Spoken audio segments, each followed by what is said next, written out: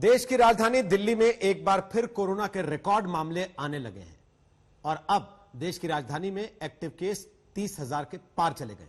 इसके बाद सवाल यह उठने लगा है कि क्या राजधानी दिल्ली में कोरोना की तीसरी वेव यानी कि तीसरी लहर आ चुकी है, तब जबकि पूरे देश में हर दिन कोरोना के आंकड़े घट रहे हैं और इस बात को लेकर उम्मीद जताई जा रही है कि शायद अब भारत बेहतरी की दिशा में बढ़ रहा है। राजधानी में कोरोना के केसेस बढ़ने का मतलब क्या है, हमारे साथ इस वक्त बात करने के लिए हैं एम्स के निदेशक डॉक्टर रणदीप गुलेरिया। डॉक्टर रणदीप गुलेरिया, स्वागत है आपका आज तक पर। नमस्कार सर, क्या यह कह सकते हैं कि दिल्ली में कोरोना की थर्ड वेव आ गई है? हम ये कह सकते हैं कि थर्ड वेव आ गई है या सेकेंड वेव जो है वो और ज्यादा बढ़ गई है, क्योंकि सेकेंड वेव कुछ हद तक कम हुई थी लेकिन उसके बाद एकदम केसेस बढ़ने लगे। तो सेकेंड वेव ही अभी पूरी तरह से थमी नहीं है, इसलिए हम यही कह सकते हैं कि अब केसेस फिर से बढ़ने लगे हैं। पिछले हफ्ते में हम एक राइजिंग ट्रेंड देख रहे हैं और हमारे केसेस 5,000 से ज़्यादा पर दिन बढ़ गए हैं और ये एक चिंता का विषय है। डॉक्टर साहब, जब हम पूरे देश में ये कह रहे हैं कि कोरोना घट रहा है, पहले लगातार 75-80 हजार केस आने लगे थे एक दिन में, अब वो 47-48-50 हजार तक हो रहे हैं। ऐसे में राजधानी में राइजिंग ट्रेंड का मतलब, इसके पीछे कोई खास कारण आप देखते हैं? इसके पीछे 2-3 कारण हो सकते हैं। एक कारण तो यही है कि जैसे जैसे हमारा लॉकडाउन खुला है, लोगों में जितना प्रिकॉशन रखने चाहिए थे, स्पेशली शहरों में जहाँ पे क्राउडिंग ज़्यादा होती है, वो नहीं रखे गए। और चाहे हम बाजार की बात करें, चाहे हम फंक्शंस की बात करें, शादियों की बात करें, तो कोविड अप्रोप्रिएट बिहेवियर जो हम कहते हैं कि आप मास्क अपना पूरा लगा के रखें, अपनी दूरी फिजिकल डिस्टेंसिंग रखें, वो शायद इतनी अच्छी तरह से यहाँ नहीं किया गया। दूसरा ये बात भी सही है कि थोड़ा मौसम दिल्ली में और नॉर्दर्न इंडिया में ठंड का तरफ जा रहा है और ठंड में हमने ये देखा है कि दो चीज़ें होती हैं। एक तो वायरस जो है वो हवा में ज़्यादा देर तक सर्वाइव करता है और इसलिए इन्फेक्शन के चांसेस बढ़ जाते हैं, और दूसरा ठंड में लोग अंदर ज़्यादा रहते हैं, बाहर कम रहते हैं और अंदर रहने से क्राउडिंग ज़्यादा होती है, लोग साथ इकट्ठे बैठते हैं और वायरस का फैलना एकदम ज़्यादा हो जाता है। तो एक चीज और है कि पोल्यूशन जो है वो भी बढ़ रहा है और ये कई स्टडीज ने ये शो किया है कि पोल्यूशन के साथ दो चीजें होती हैं। एक तो केसेस भी बढ़ सकते हैं क्योंकि वायरस जो है पोल्यूटेंट्स के साथ जुड़ के ज्यादा देर तक हवा में रह सकता है, और सीरियस केसेस भी बढ़ सकते हैं क्योंकि पोल्यूशन भी फेफड़े पे असर करता है और वायरस भी फेफड़े पे असर करता है। तो आने वाले दिन और ज्यादा चिंताजनक हो सकते हैं, खासतौर पर दिल्ली में, क्योंकि पॉल्यूशन जब बढ़ता है तो एक बड़े तबके के लोगों को सलाह दी जाती है कि आप घर में रहिए, आप बाहर मत निकलिए। उनके लिए बाहर निकलना भी खतरनाक है और घर में रहना भी खतरनाक है। बिल्कुल सही, इसीलिए हम ये कह रहे हैं कि अब हम सबको इस साल, चाहे वो पोल्यूशन की बात करें, चाहे हम कोविड अप्रोप्रिएट बिहेवियर की बात करें, सर्दियों के मौसम में बहुत ध्यान रखने की ज़रूरत है, क्योंकि अगर हम ये नहीं करेंगे तो इस साल जो केसेस हैं पोल्यूशन के कारण और कोविड के कारण वो एकदम ज़्यादा बढ़ सकते हैं और हमारे हेल्थ केयर सिस्टम पे काफ़ी हद तक स्ट्रेन पड़ सकता है। आपने खुद कहा कि लॉकडाउन अब खुल रहा है, तो उसकी वजह से जैसे जैसे लोग नॉर्मल प्रैक्टिसेस की तरफ बढ़ रहे हैं, उससे कोरोना से ध्यान हट रहा है। हम बाहर निकलते भी हैं तो देखने में लगता है बेफिक्री देखकर लोगों की कि शायद अब कोरोना को लेकर उतनी चिंता नहीं है, पर जिस फेस्टिव सीजन की तरफ हम जा रहे हैं डॉक्टर साहब, उसमें तो भीड़ और बढ़ती है। ऐसे में डॉक्टर गुलेरिया क्या टिप्स देंगे लोगों को? सबसे पहले तो मैं ये कहना चाहूंगा कि अभी कोविड खत्म नहीं हुआ है, कोविड के हम अभी एक्चुअली बिल्कुल बीच में हैं। इसलिए ऑल्दो लॉकडाउन खुल रहा है क्योंकि इकोनॉमी भी चलनी है, लोगों का रोजगार भी चलना है, इसका ये मतलब नहीं कि हम बिल्कुल बेफिक्र हो जाएं और उस टाइम पे आ जाएं जैसे हम प्री कोविड एरा में थे। अभी कोविड बिल्कुल हमारे यहाँ है और कोविड बढ़ने के चांसेस, और हम यूरोप में देख रहे हैं कि केसेस बढ़ रहे हैं। और अगर हम कुछ और देशों की तरफ ध्यान दें, चाहे हम न्यूजीलैंड की बात करें या फिर हम ताइवान की बात करें, वियतनाम की बात करें, साउथ कोरिया की बात करें, वहाँ पे केसेस नहीं बढ़ रहे। तो इन दोनों एरियाज में फ़र्क क्या है?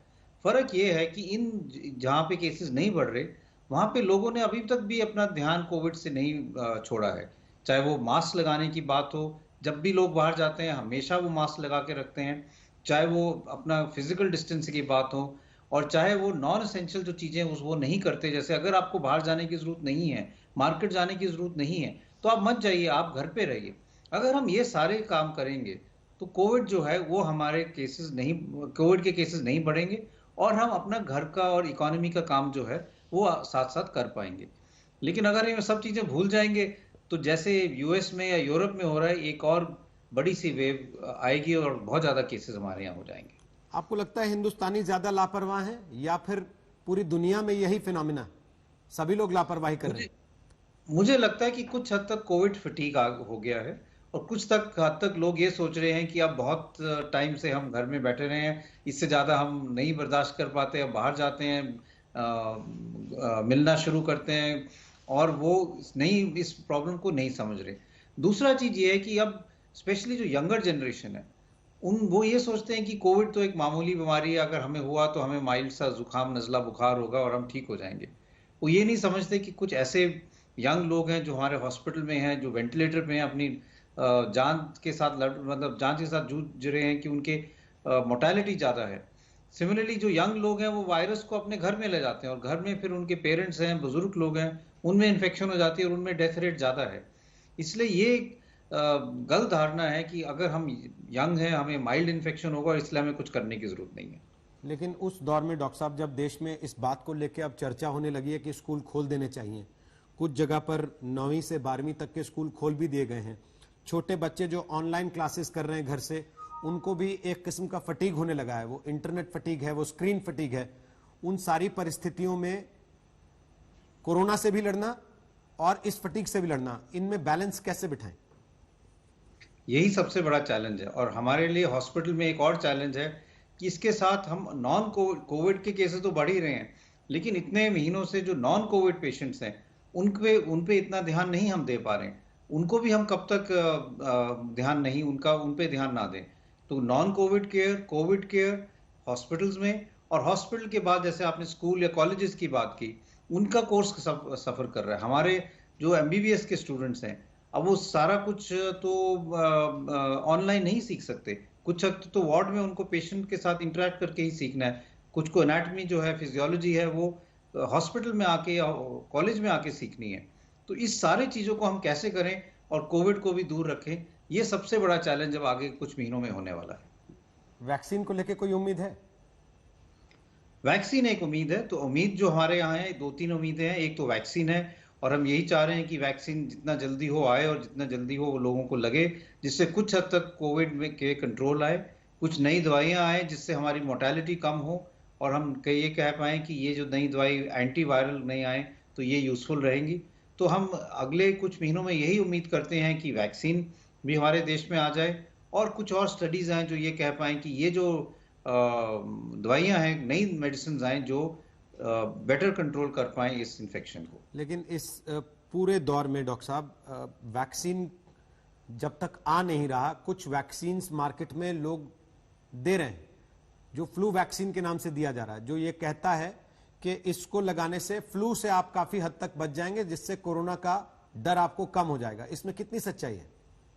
नहीं, ये बिल्कुल गलत धारणा है। फ्लू शॉट जो है, जो फ्लू वैक्सीन है, वो इन्फ्लुएंजा के अगेंस्ट है, वो स्वाइन फ्लू के अगेंस्ट है, जो हम कहते हैं दूसरी टाइप का वायरस है। आपको कुछ याद होगा कि 8-9 साल पहले, 9-10 साल पहले स्वाइन फ्लू का पैंडेमिक आया था। तो जो फ्लू वैक्सीन है वो उसके अगेंस्ट प्रोटेक्शन देता है, लेकिन वो इन्फ्लुएंजा का वायरस है, ये कोरोना वायरस है।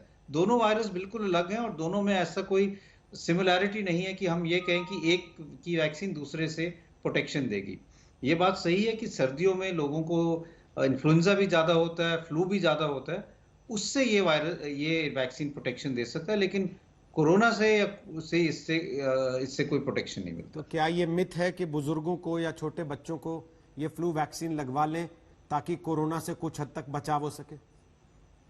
नहीं, ये तो बिल्कुल मिथ है, लेकिन बुजुर्गों में जिनके फेफड़े खराब हैं या उम्र ज्यादा है, हम उनको ये कहते हैं कि आप फ्लू की वैक्सीन लगाओ, क्योंकि मान लो आपको दोनों इन्फेक्शन साथ साथ हो जाए, कोविड भी हो जाए और इन्फ्लुएंजा भी हो जाए, स्वाइन फ्लू भी हो जाए, तो उससे ज्यादा सीवियर इन्फेक्शन हो सकता है। तो एटलीस्ट एक से कुछ हद तक बचाव हो जाएगा।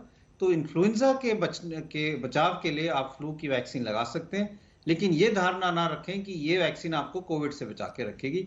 इसलिए कोविड के साथ जो प्रिकॉशन रखने की जरूरत है, चाहे मास्क लगाने की बात हो, चाहे अपनी फिजिकल डिस्टेंसिंग की बात हो, या फिर हाथ धोने की बात हो, वो आपको रेगुलरली करने की जरूरत है। डॉक्टर साहब, एक रिसर्च ये कहती है 2019 में भारत में 1.6 मिलियन डेथ्स, मौतें वो एयर पॉल्यूशन की वजह से हुई हैं।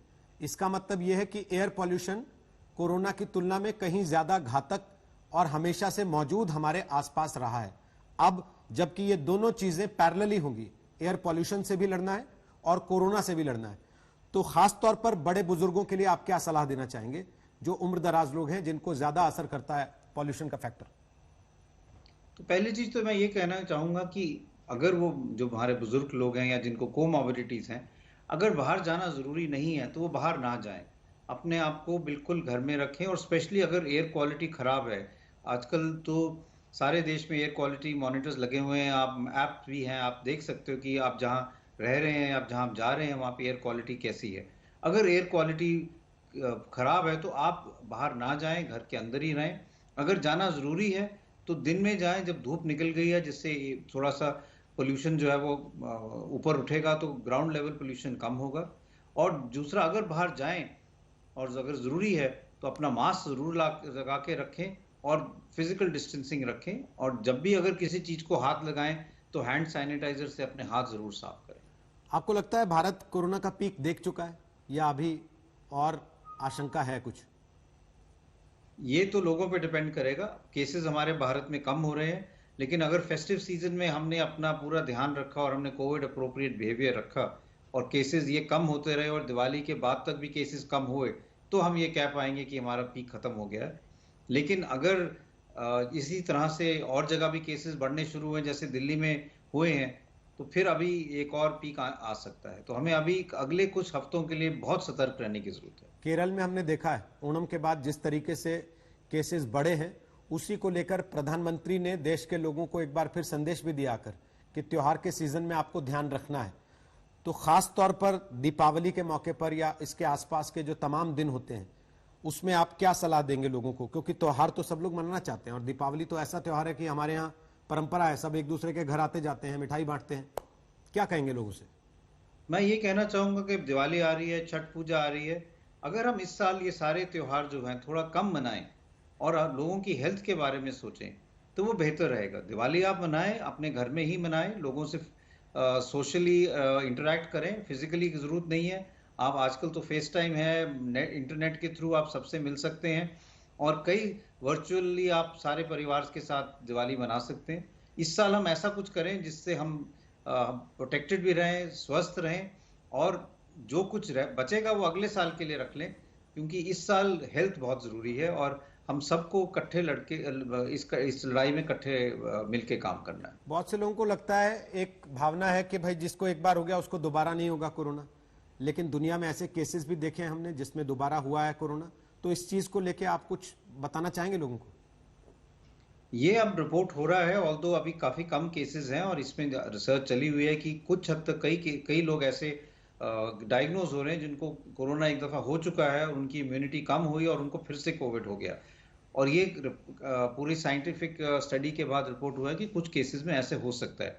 इसलिए इसका ये मतलब है कि स्पेशली ये देखा गया कि जिनको शुरू में माइल्ड कोविड हुआ है, उनकी इम्यूनिटी इतनी ज़्यादा स्ट्रांग नहीं होती और वो जल्दी 3-4 महीने में कम होने लगती है और उनको फिर से इन्फेक्शन होने के चांसेस हो सकते हैं। तो इसीलिए यही एक और मैसेज है कि अगर आपको कोरोना हो गया है तो इसका ये मतलब नहीं कि अब आप बिना मास्क के बाहर घूम सकते हैं।